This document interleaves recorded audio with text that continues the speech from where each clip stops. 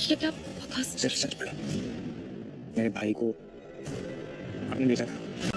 आपने विक्रांत सर और डेहरी सर के पिता की जान नहीं ली। क्या उनकी खूनी विशाखा जी, उनकी अपनी पत्नी है उनकी खूनी। हरकतें यहाँ खत्म नहीं होती है। इन्होंने अपनी सास को मारने की कोशिश की, दवाई के बदले जहर देकर और वृद्धाश्रम वालों के जरिए। आपको आपके की माफी मिल सकती है। आपको नीतू मैम, रोनी सर माफ कर सकते हैं, पर उस माफी की एक शर्त होगी, और शर्त ये होगी कि आप विक्रांत सर को कभी कोई सच नहीं बताएंगे। विशाखा जी, अगर आपको हमारी शर्त मंजूर है तो हम आपकी हरकतें नजरअंदाज करके सब नीचे चलेंगे, लक्ष्मी पूजन करेंगे। बदकिस्मती से मुझे आपको हथकड़ी लगाकर यहाँ से ले जाना पड़ेगा। आपका सर सबके सामने आ गया और डेहरी आपको बोल नहीं कर रही है, बल्कि सब कुछ तेरी वजह से हुआ है। मुझे नहीं छोड़ूंगी। रोजाना सबसे पहले मन्नत सीरियल देखने के लिए हमारे चैनल को सब्सक्राइब करें। एपिसोड के स्टार्टिंग में हम देखते हैं विशाखा बोलती है, ये सारा पैसा विक्रांत का है। विक्रांत ने ही ये सारा पैसा बनाया है, ये सारा बिजनेस उसने अपने बाप के साथ मिलकर बनाया है। हम इन सबको ऐसे ही कैसे जाने दे सकते हैं। धैर्य बोलता है, अमन, यहाँ पर अमन की बात हो रही है। अमन मेरा भाई है, तो बीच में ही विक्रांत, विक्रांत का बाप, ये सब कुछ क्यों आ रहा है। विशाखा बोलती है, धैर्य, मेरे मुंह से बस ऐसे ही विक्रांत का नाम निकल गया, लेकिन तू समझ रहा है ना मैं क्या बोल रही हूँ। धैर्य बोलता है, हाँ मैं अच्छे से समझ रहा हूँ। धैर्य बोलता है, मैं क्या बोल रहा था, रोनी सलूजा और नीतू ये दोनों विक्रांत के माँ बाप हैं, लेकिन इनको हम जेल में डाल देंगे तो क्या हो जाएगा। विशाखा बोलती है, धैर्य तू ये सब कुछ क्या बोल रहा है, तू हमेशा यही बोलता है ना कि गुनहगार को सज़ा मिलनी चाहिए। धैर्य बोलता है, हाँ आप बिल्कुल सही बोल रही हो।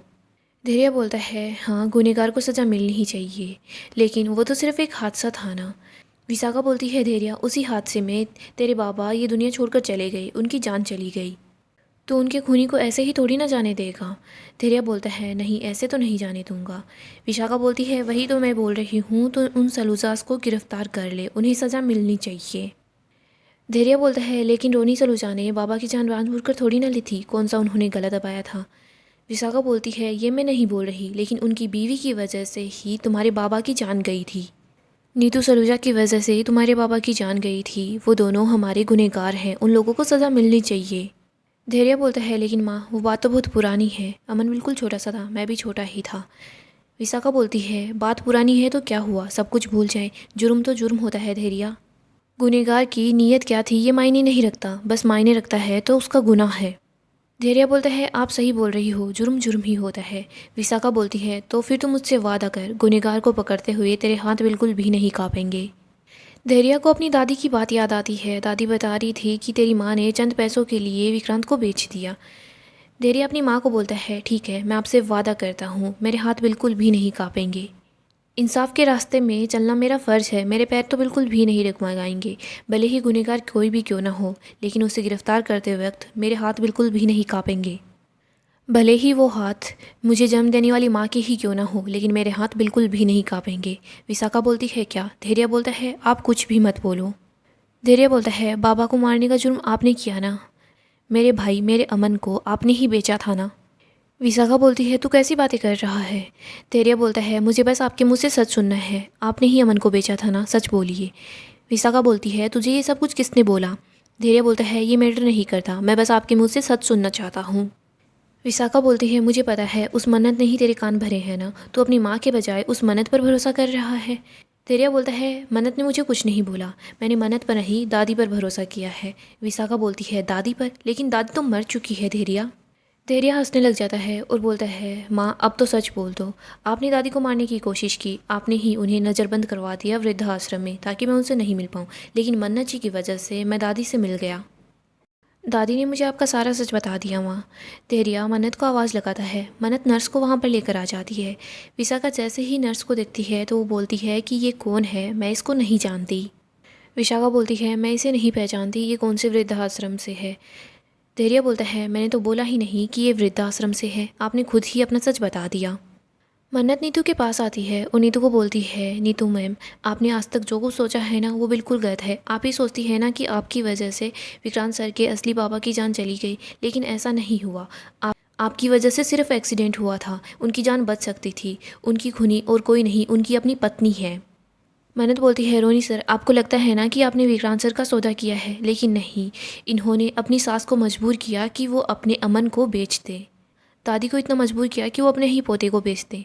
ये तो अच्छा हुआ उन्होंने आपको विक्रांत सर को सौंप दिया, वरना ये किसी और को ही अपने बेटे को बेच देती।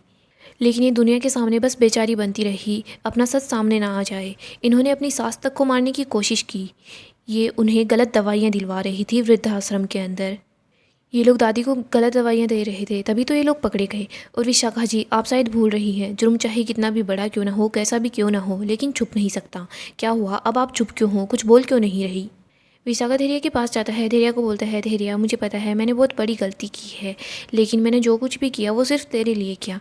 क्या तू इतने सालों बाद मुझे सज़ा देगा? धैर्या बोलता है, इतने सालों बाद? धैर्या बोलता है, अभी आप थोड़ी देर पहले मुझे क्या बोल रही थी? जुर्म चाहे कितना ही पुराना क्यों ना हो, किसी भी नीयत से किया गया हो, जुर्म जुर्म ही होता है और आपको सज़ा ज़रूर मिलेगी। मैंने आपको बोला था कि हम अमन को सच बताकर उसे यहाँ से ले जाएंगे, लेकिन नहीं, आप मेरी बात नहीं मानी। आपने बोला कि इन दोनों को सज़ा मिलनी चाहिए, लेकिन किस जुर्म की? इन्होंने तो कोई जुर्म भी नहीं किया। आपने बोला था जिसने जुर्म किया है उसे सज़ा मिलनी चाहिए, तो फिर अब आप अपनी बात से क्यों पलट रही हो? विशाखा बोलती है, धैर्या क्योंकि मैं तेरी माँ हूँ, मैंने जो कुछ किया सिर्फ तेरे लिए किया। धैर्या विशाखा को बोलता है, आपने मेरे लिए कुछ भी नहीं किया, आपने जो कुछ किया है अपने लालच के लिए किया है। आप खुद को माँ बोलती है ना, लेकिन आपको माँ शब्द का अर्थ भी पता है। मुझे आप पर बहुत गर्व था, लेकिन आपने तो मेरा गुरूर ही तोड़ दिया। मैं आपके लिए इन सब से लड़ा, लेकिन नहीं, गलत तो सिर्फ आप ही थी। इन सब से पूछिए ना, मैंने इन सबको क्या बोला था? मैंने इनको बोला था कि भगवान झूठ बोल सकते हैं, लेकिन मेरी माँ झूठ नहीं बोल सकती। विशाखा बोलती है, धैर्या मैं तेरी माँ हूँ। धैर्या बोलता है, आपको खुद को शर्म आनी चाहिए माँ बोलते हुए। धैर्या बहुत ही ज़्यादा अपसेट हो जाता है। इधर विशाखा भी रोने लग जाती है। मना धैर्या के पास जाकर बैठती है और बोलती है कि आप पर क्या बीत रही है मैं अच्छे से समझ सकती हूँ। मेरी माँ भी बिल्कुल इनके जैसे ही थी। वो भी मुझे पैदा होते ही मुझे मारना चाहती थी, मुझे फिर से बाबा जी के पास भेजना चाहती थी। ऐसी माँओं को देखकर यकीन भी नहीं होता कि माँ ऐसी भी हो सकती है क्या। सच ऐसा ही होता है और हम दोनों की ज़िंदगी का यही सच है। धैर्या बोलता है, पता नहीं इन सब के बाद मैं कैसे जी पाऊँगा। मन्नत बोलती है, आप ज़रूर जिएंगे। इनकी गलतियाँ, इनका पाप, ये सब कुछ इनके सर पर है, ना कि आप पर। आपको अपनी अंदर की अच्छाई पर भरोसा करना है और आपको जीना है उन लोगों के लिए जो आपसे प्यार करते हैं और जिन लोगों से हम लोग भी प्यार करते हैं, और उन्हीं लोगों के साथ इन्होंने बहुत कुछ गलत किया है। धैर्या बोलता है कि मेरी माँ की गलतियाँ कभी भी मेरे भाई के सामने नहीं आएगी, मैं उसे सच नहीं बताऊँगा। आज मुझे अच्छा लग रहा है कि उसके आसपास इतने सारे लोग हैं जो उससे इतना प्यार करते हैं। मन्नत विशाखा के पास आती है, विशाखा को बोलती है कि आपको आपके किए की माफ़ी मिल सकती है। आपको रोनी सर और नीतू मैम माफ़ कर देंगे, लेकिन इसकी एक शर्त होगी। आप विक्रांत सर को कभी भी कुछ भी नहीं बताएंगी, उन्हें बिना बताए ही यहाँ से हमेशा हमेशा के लिए चली जाएंगी। आप ना तो विक्रांत सर की ज़िंदगी बर्बाद करेंगी और ना ही कभी भी अपनी ज़िंदगी के अंदर रोनी सर और नीतू मैम को परेशान करेंगी। मन्नत बोलती है ना रोनी सर, नीतू मैम? नीतू बोलती है, हाँ मन्नत तो बिल्कुल ठीक बोल रही है।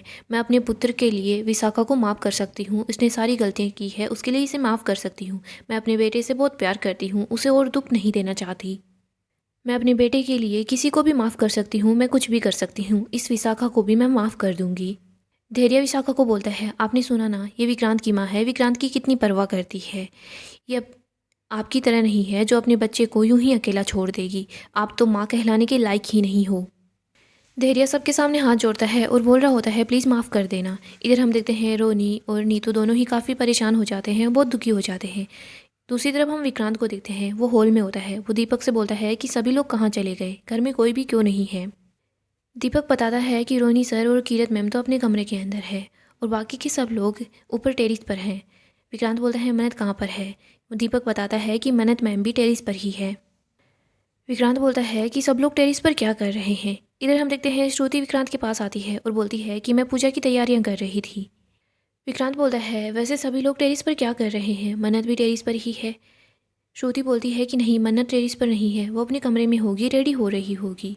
विक्रांत बोलता है, लेकिन दीपक ने अभी बोला कि वो टेरिस पर ही है। कोई बात नहीं, मॉम डैड तो टेरिस पर ही है ना, मैं उनसे बात करके आया। इधर श्रुति सोच रही होती है कि मैं विक्रांत को कैसे रोकूं टेरिस पर जाने से।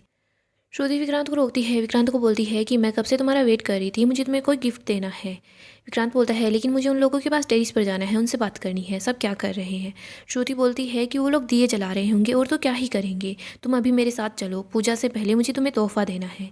श्रुति विक्रांत को अपने साथ ले आती है। श्रुति सोचती है कि मन्नत जो कुछ करना है जल्दी कर, मैं विक्रांत को ज़्यादा देर तक नहीं रोक पाऊंगी। इधर मन्नत बोल रही होती है, विशाखा जी अगर आपको हमारी शर्त मंजूर है तो हम सब लोग नीचे चलते हैं। रोनी सर और नीतू मैम आपको माफ़ कर देंगे, साथ मिलकर दिवाली पूजा करते हैं और इसके बाद आप अपने बेटे के साथ घर जा सकती हैं आराम से। रोनी बोलता है, या फिर तुम इसके बाद जेल चली जाओगी। धैर्य बोलता है, सुन लो इन लोगों की बात, वरना मैं अपने फ़र्ज से नहीं चूकूंगा। मुझे ज़बरदस्ती आपको हथकड़ी लगाकर यहाँ से ले जाना होगा। गाइस, डेली अपडेट के लिए आप हमारे चैनल को सब्सक्राइब कर लें, साथ ही साथ वीडियो को भी लाइक कर दें। अपकमिंग एपिसोड में हम देखेंगे मन्नत विशाखा को बोलती है कि आपका सच सबके सामने आ गया है, लेकिन फिर भी आप ये सब कुछ कबूल नहीं कर रही हैं। आप कैसी औरत हैं। विशाखा को गुस्सा आता है, वो बोलती है ये सब कुछ तेरी वजह से हो रहा है मन्नत। विशाखा मन्नत को छत से गिराने की कोशिश करती है, लेकिन हम देखते हैं नीतू बीच में आ जाती है। नीतू विशाखा को एक थप्पड़ लगाती है और बोलती है, खबरदार मेरे बेटे और मेरी बेटी की तरफ आंख उठाकर देखने की कोशिश भी की, वरना तुम नीतू सलूजा का वो रूप देखोगी जो तुमने आज तक नहीं देखा है। सो गाइस, डेली अपडेट के लिए चैनल को अभी सब्सक्राइब करें और वीडियो को भी लाइक कर दें।